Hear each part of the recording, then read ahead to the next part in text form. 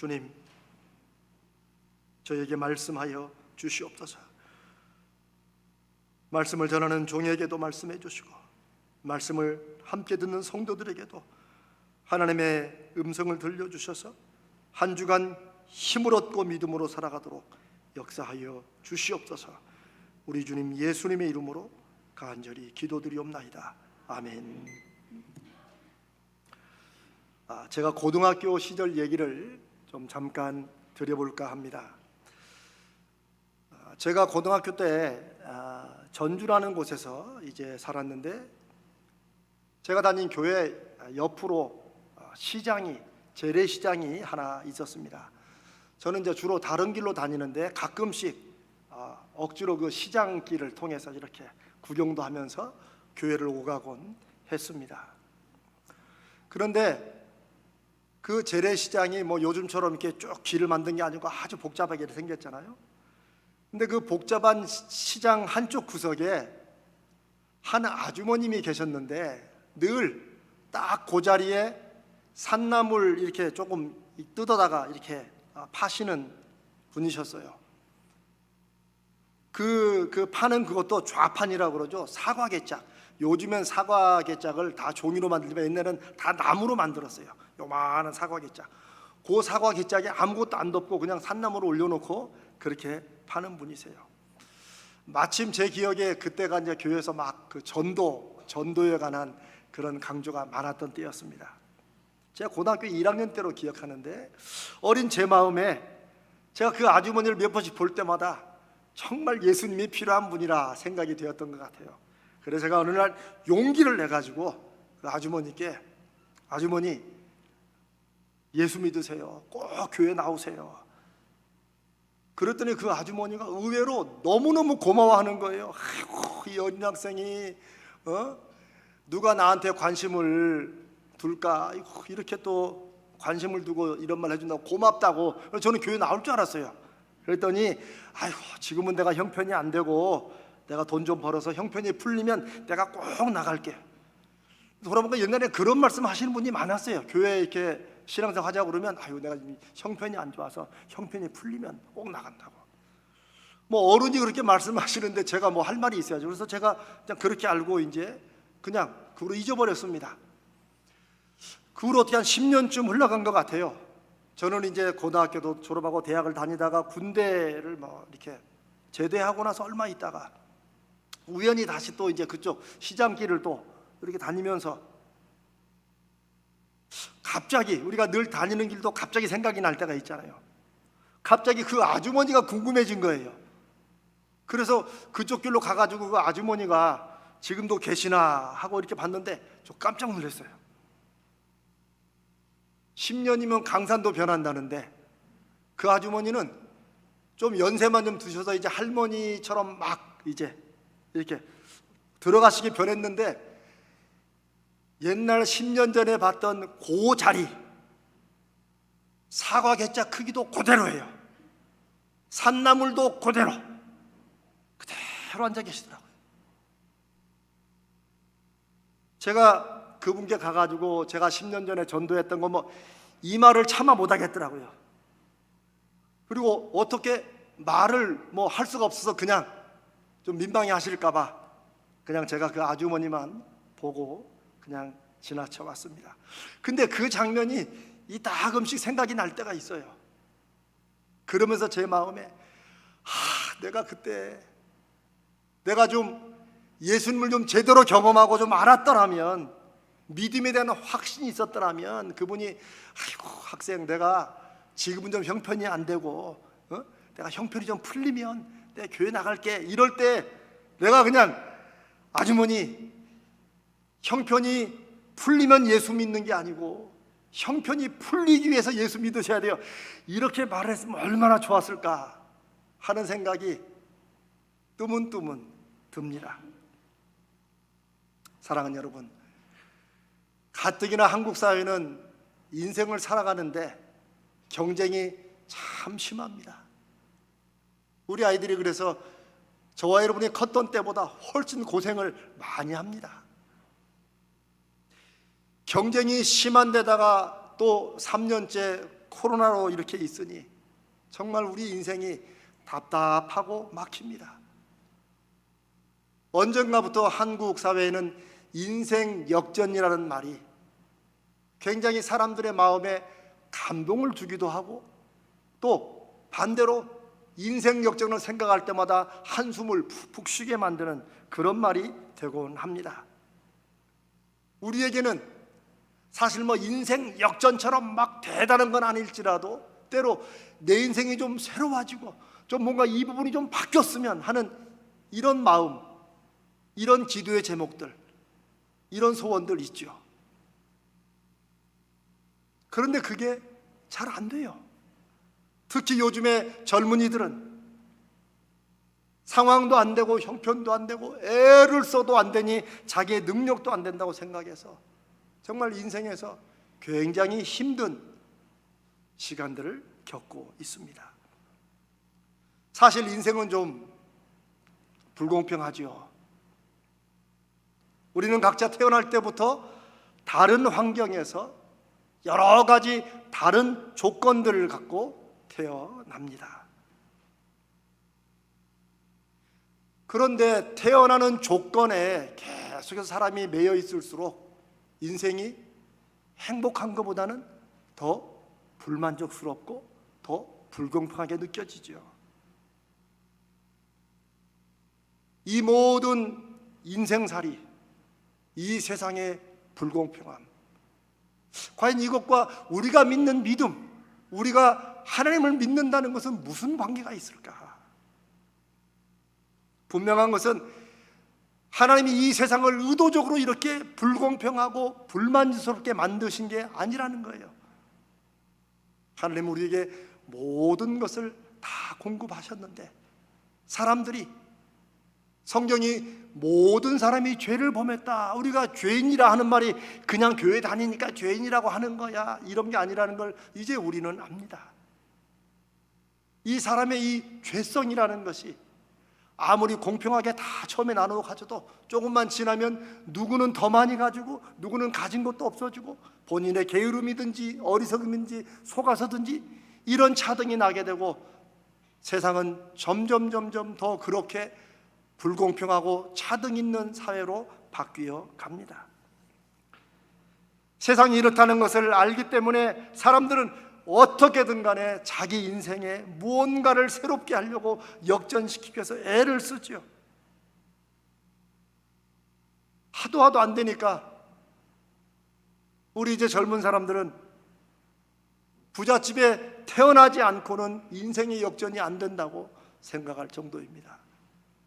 제가 얼마 전에 TV 이렇게 프로를 보니까 그런 그 유머가 잠깐 나오더라고요. 자기에게 꿈이 있대. 그래서 그 꿈이 뭐냐니까 아니 꿈은 좀 이따 말하고, 자기가 그 꿈을 이루려면 아버지가 조금 더 힘을 쓰시면 되는데 자기 아버지가 힘을 좀 쓰면 자기 꿈이 이루어진다는 거예요.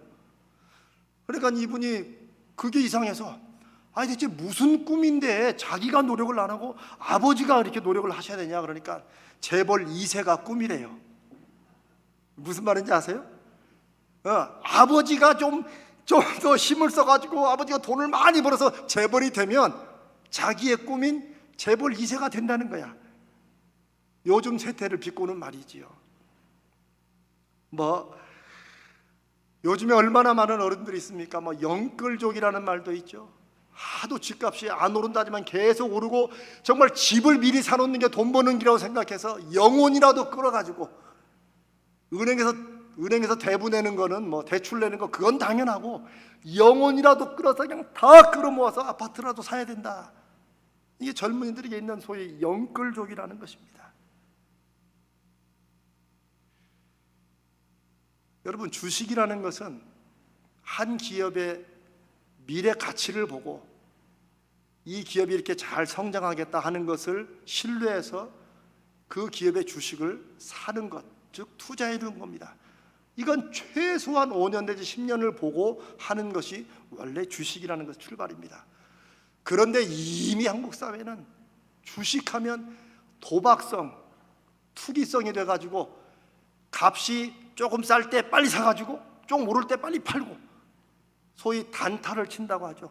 이런 게 한국 사회의 주식에 너무 만연되어 있습니다. 그러니 주식하면 다 망한다고 하지만 또 어떤 사람은 돈을 벌기도 해요. 그러니까 그게 또 인생 역전의 길인 줄 알고 다 달려드는데, 그런 단타를 치느라가 오히려 더 많이 잃어버리죠. 왜? 당연히 자본이 큰 사람이 이기게 돼 있죠. 여러분, 유튜브라고 아시죠? 유튜브에 요즘에 젊은 사람들이나 이제 소위 어르신들이나 이 유튜브에 소위 접속하는 숫자, 구독자 숫자가 많으면 이걸 또 돈을 또 주어가지고 정말 속된 말로 무슨 짓을 해서라도 자기 유튜브를 많이 보게 하는 이런 것들이 당연시되어 있습니다. 제가 말하는 무슨 짓은 여러분이 상상하기에 달려 있습니다. 로또는 이미 기본이 되어 있습니다.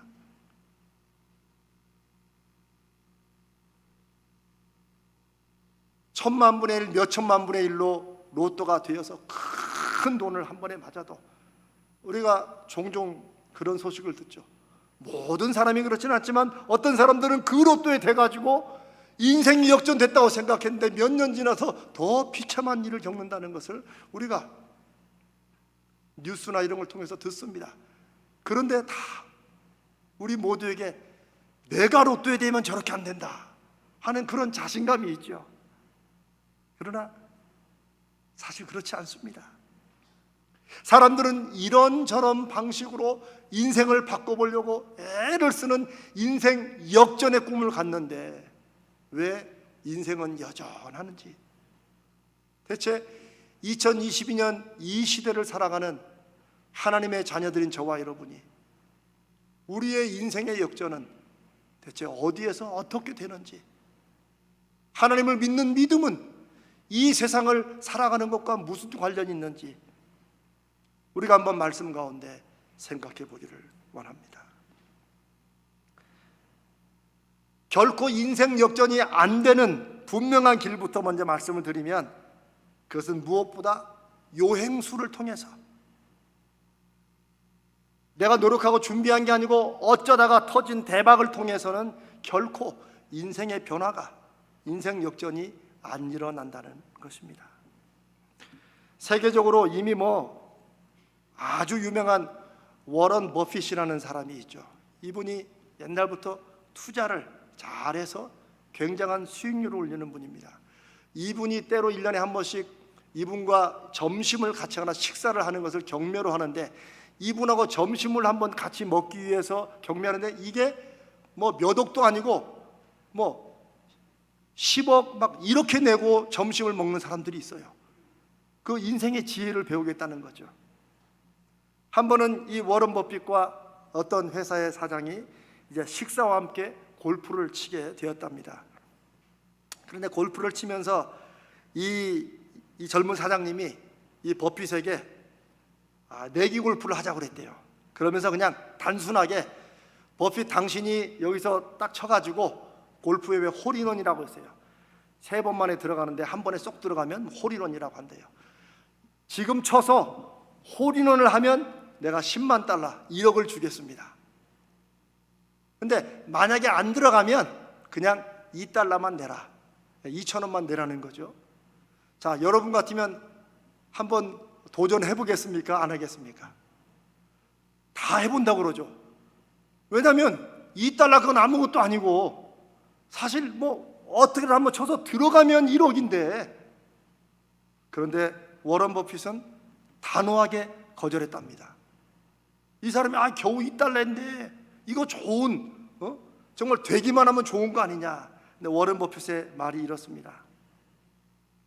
단돈 2달러지만 나는 단 10센트라도, 단 100원이라도 요행수에 기대를 걸며 인생을 살지는 않습니다. 참 그게 그분이 왜 이렇게 투자나 이런 것을 잘하는지 하는 것을 잘 보여주는 그런 한 일화라고 생각이 됩니다. 인생 역전, 내 인생이 좀 뭔가 좀 새로워지는 것. 성경은 하나님을 만나는 길, 하나님이 그렇게 인생을 바꿔주신다고 말합니다. 그런데 우리는 아유 그렇지, 모든 교회에서 물어보는 모든 질문의 답은 그냥 하나님 되면 90%는 맞으니까 그래 뭐 하나님이지. 어떤 분들은 그렇게 말할지 모르지만 성경은 굉장히 진지하고 분명하게 하나님을 만날 때 사람의 인생이 바뀐다고 말씀합니다. 신앙생활을 좀 살만해야지만 할 수 있는 것으로, 어떤 분 말대로 아유 교회도 다니려면 돈이 있어야 돼, 여러분 이런 얘기 여러분 들으셨죠? 그게 교회의 문제인 겁니다. 그게 적어도 오늘 한국 교회가 이 세상에 소금과 빛이 되지 못하는 증거가 있기도 해요. 아유 예수 믿는 것도 돈이 들어, 돈이 없으면 예수도 못 믿어. 왜 우리가 어떻게 하다가 하나님 앞에 나오고 하나님을 만나서 하나님의 자녀가 되는 것도 돈이 있어야지만 되는 것으로, 그러니 형편이 풀려야 예수 믿는 것으로, 그런 식으로 우리가 하나님을 소개하고 우리의 모습 속에서 그런 열매를 사람들에게 보였다는 것입니까? 그러나 성경은 인생이 좀 살만할 때 예수를 믿는 게 아니고 오히려 인생이 좀 살만해지기 위해서, 좀 제대로 살기 위해서 하나님을 믿어야 된다고 말씀하십니다. 그게 하나님이 독생자 예수 그리스도를 이 땅에 보내주신 이유입니다. 유대인들이 하나님을 잘 믿고 하나님 안에서 행복하게 살았으면 왜 굳이 하나님이 예수님을 보내셔가지고 그렇게 믿으면 안 된다고 그런 말씀을 하게 하셨겠습니까? 하나님 없이도 잘 산다면 굳이 하나님이 왜 우리 삶에 이리저리 간섭하시고 그렇게 하시겠습니까? 예수 믿는 것은 우리가 세상에서는 대충 살다가 나중에 죽으면 천국 가는 그것만을 위해서가 아닙니다. 그것도 분명히 있지만 그 천국의 소망을 가지고 이 땅을 사는 사람들이 어떻게 이 세상을 힘있게 행복하게 정말 가치 있고 보람 있고 의미 있게 살 수 있는가를 우리가 작지만 경험하고 그 열매로 사람들에게 하나님을 증거하는 것, 이것이 예수 믿는 거 아닙니까? 이것이 저와 여러분이 오늘 하나님 앞에 예배하는 그 이유 아닙니까?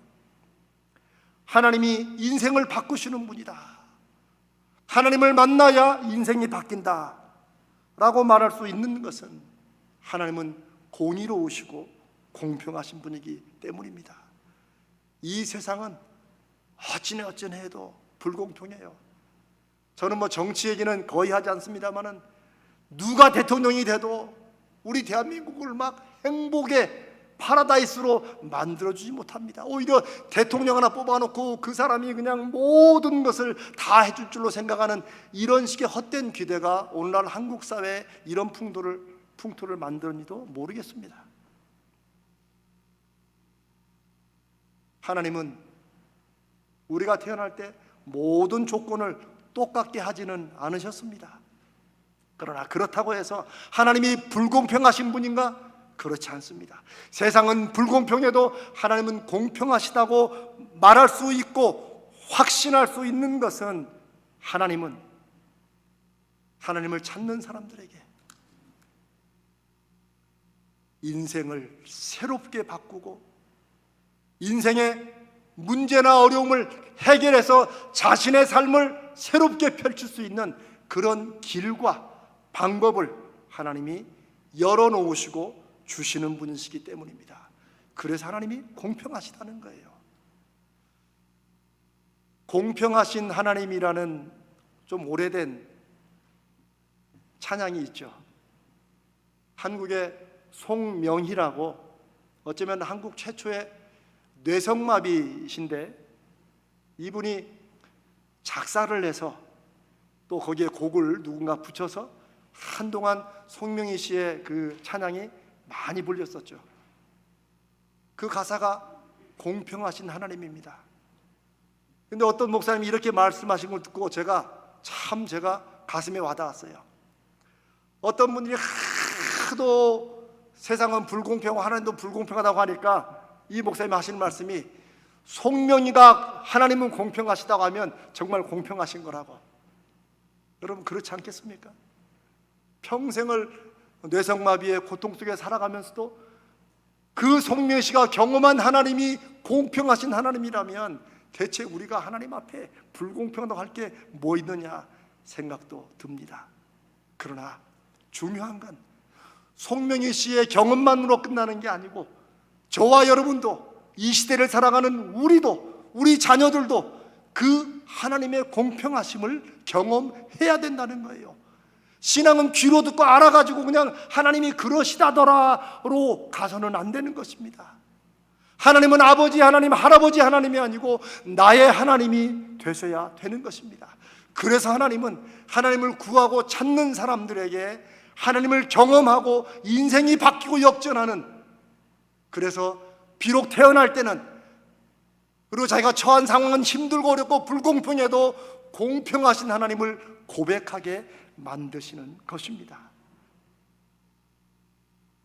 이 시대처럼 불공평하고 청년들이 힘들어 어려워하는 이런 상황 속에서 교회가 하나님의 공평하심을 우리가 삶으로 증거해 주지 못하면 대체 그들에게 어떻게 하나님을 증거할 수 있겠습니까? 인생 역전, 하나님만이 바꿀 수 있다고 우리가 정말 믿고 그리고 열매를 맺을 때에 하나님의 하나님 되심을 우리가 증거할 수 있을 것입니다. 우리가 오늘 읽은 역대상 4장의 이 야베스라는 사람의 인생은 우리에게 그것을 성경이 보여주는 한 예입니다. 여러분, 2001년도에 지금부터 한 20년 벌써 넘었네요. 미국에도 또 한국에도 야베스의 기도라는 브루스 윌킨슨이라는 사람이 쓴, 윌킨스가 쓴 책이 아주 정말 기독교 역사상 그렇게 짧은 시간에 많은 엄청난 히트를 친 일이 없을 만큼 그렇게 알려졌습니다. 야베스 기도, 요 짧은 소책자죠. 바로 역대상 4장 요 9절로 10절 이걸 가지고 책을 쓴 거예요. 그런데 저도 그 책을 읽고 설교도 하고 그 책을 가지고 같이 기도도 하고 했지만 아쉬운 것은, 안타까운 것은 이 책을 통해서 오해가 있다는 거예요. 무슨 말이냐면 야베스의 기도, 주께서 내게 복의 복을 더하사 나의 지경을 넓히시고 주의 손으로 나를 도우사 나로 환난을 벗어나 근심이 없게 하옵소서. 그 책에 보면 이 구절마다 지경을 넓혔다는 건 영향력을 더 넓히게 아주 참 아름답게 잘 썼어요. 책을 정말 감동적인 책입니다. 그런데 어떤 분들은 야베스의 그 기도의 내용이 너무나도 정확하고 너무나도 멋지고 너무나도 아름답고 좋아서 하나님이 축복하신 것처럼 그렇게 오해하고, 기도는 야베스처럼 그 기도를 해야 된다고 요 기도를 마치 기도문처럼 외우고 다니면 하나님이 그 기도에 역사하시겠냐는 거죠. 사랑하는 여러분, 하나님은 분명히 역대상 4장에 계속해서 족보들을 누구는 누구를 낳고 이거를 쭉 쓰다가 갑자기 9절에 이르러서 야베스는 누구의 아들이다가 아니라 그의 형제 중에서 존귀한 자다, 귀중한 자다라고 말하면서 야베스의 인생의 문제를 9절 10절에 써놓습니다. 그리고 그 다음부터 또 이름들만 적어놔요. 야베스의 그 일생이 꼭 필요했다는 거죠. 그런데 그 야베스의 인생이 기도를 너무 멋있게 해가지고, 기도를 너무 잘해가지고 하나님이 그 기도에 감동해가지고 축복하신 게 아니라는 것입니다. 누구라도 야베스처럼 나에게 복을 주시고 내 인생을 바꾸실 분은 하나님뿐이시라고 고백하고 하나님 붙들고 나갈 때 어떤 일이 일어나는가를 하나님이 증거로, 샘플로 보여주신 것입니다. 제가 여러 번 말씀드렸지만 여러분, 기도에는 뭐 옳은 기도, 틀린 기도, 하나님 앞에 구할 게 있고 안 구할 게 있고, 여러분 너무 복잡하게 생각하지 마세요. 기도는 우리의 마음을 하나님 앞에 쏟아놓는 것입니다. 하나씩 골라내는 게 아니야. 오늘은 요거 좀 기도해봐, 요건 좀 안 되고, 아닙니다. 하나님 앞에 우리의 마음을 다 쏟아놓는 것. 우리의 형편과 상황을 하나님이 이미 아시지만 아시는 하나님 앞에 한 번 더 확인시켜드림으로 내가 하나님을 붙들고 나가는 것, 하나님을 기대하게 나를 잡는 것, 이게 기도입니다. 야베스가 바로 하나님 앞에 그런 기도를 드렸다는 것입니다. 사랑하는 여러분, 야베스는 그 이름이 우리식으로 말하면 김절망, 이 고통, 이렇습니다. 어느 부모가 자식 이름을 그렇게 짓겠어요, 망하라고? 그런데 성경에 보니까 야베스의 어머니가 이 야베스를 할 때 얼마나 힘들었는지, 정말 죽을 것 같았는지 이름을 야베스라 지었어요. 내가 너무나도 고생해서 낳았다, 아주 고통이다. 조금 더 과장하면 내가 그냥 걔만 생각하면 지긋지긋해, 다시는 애 안 낳아. 그게 야베스라는 뜻입니다. 김절망씨죠. 그런데 여러분, 구약 성경에 고대 이스라엘에서 이름이 나오고 이름의 뜻을 성경이 특별히 말할 때는 거기에 그 사람의 인생과 관련돼서 요약해주는 어떤 상징성이 있습니다. 이름들이 수없이 많이 있지만 그냥 지나가는 이름이 있고, 이렇게 이름의 뜻을 말할 때는 그 이름과 관련해서 하나님이 무언가 하시거나 연결된 게 있다는 거죠. 야베스는 그러면서 이름부터가 이 좌절, 김고통, 김절망, 이런 이름을 가지고 태어나서 누구한테 사랑을 받겠어요? 누구한테 존중을 받겠어요? 안 태어났으면 좋았을 뻔한 그런 식의 취급을 받았겠죠. 그런데 그런 야베스가 다른 모든 형제들보다 존귀하고 귀중한 자가 되었다고 하면서 야베스가 하나님 앞에 자신의 불행하고 비참한 인생을 이렇게 바꿔주시라고 하나님을 붙잡습니다. 주께서 내게 복의 복을 더하사 나의 지경을 넓히시고 주의 손으로 나를 도우사 나로 환난을 벗어나 근심이 없게 하옵소서. 기도의 내용이 아니라 야베스가 자기의 비참한 현실과 처지와 인생을 놓고 하나님 앞에 나갔다는 거예요. 하나님밖에 바꿔주실 사람이 없습니다. 저는 이름도 야베스입니다. 저는 이름도 절망이고 좌절이고 실패입니다. 하나님이 바꿔주셔야 됩니다. 그리고 하나님은 그 기도에 응답하셨다. 그리고 오늘 2022년도에 여전히 저와 여러분에게 말씀하십니다. 상황과 환경은 야베스 같을지라도 그걸 붙들고 하나님 앞에 나갈 때 하나님이 어떻게 일하시는 것을 확인하고 경험하라 하는 것입니다. 사랑하는 여러분, 지금 세상에는 많은 사람들이 인생 역전을 꿈꾸며 애를 쓰지만 오히려 그럴수록 한숨과 좌절 속에 빠져갑니다. 왜 인생이 예나 지금이나 여전할까요? 로또가 안 맞아서입니까? 대박이 안 터져서예요? 아니면 타고나기를 흙수저로 태어나서 그렇습니까? 그러면 로또가 당첨되고 사업에 대박이 터지고 심지어 우리가 하는 말도 하늘에서 돈벼락이 떨어지면 그러면 인생이 역전될까요? 아닙니다. 그건 돈이 좀 많아지는 거죠. 그러나 여러분, 인생을 좀 살아본 분들은 알잖아요. 우리가 돈이 지금보다 좀 많아지면 우리가 인생에 해결할 수 있는 문제들, 우리 근심들이 많이 없어집니다. 그거 알지요? 세상이 점점점 그렇게 되어가니까. 그러나 인생에서 정말 힘들게 하고 정말 피눈물을 쏟게 하는 것은 돈으로도 해결 안 되는 문제를 인생에 겪을 때 아닙니까? 저는 좀 어린 나이에 제가 그걸 경험했어요. 저는 너무 가난한 집에 태어나서 돈이 모든 것인 줄 알았는데 나중에 나이가 들고 보니까 돈으로도 해결 안 되는 문제가 있다는 것을 알고 제가 그 문제를 갖고 얼마나 씨름을 했는지 모릅니다. 사랑하는 여러분, 인생의 진정한 역전과 변화, 하나님이 시켜주신다는 것이 그냥 교회니까 목사님이 그렇게 설교해야지 뭐라고 하겠어, 이런 식의, 우리가 그냥 흔히 사람들이 말하는 이런 식의 신앙으로 끝나서는 안 됩니다. 늘 말씀드리지만 하나님은 우리가 하나님의 자녀가 되는 것에 대해서 굉장히 심각하시고 굉장히 중요하시고 거기에 독생자를 보내주실 만큼 굉장히 크고 중요한 것입니다. 그런데 오늘날에 하나님을 만납시다, 하나님을 붙들어야 된다고 그러면은 어떤 분들이 이렇게 말해요. 나도 교회 다니는데, 나도 집사야, 나도 목사인데.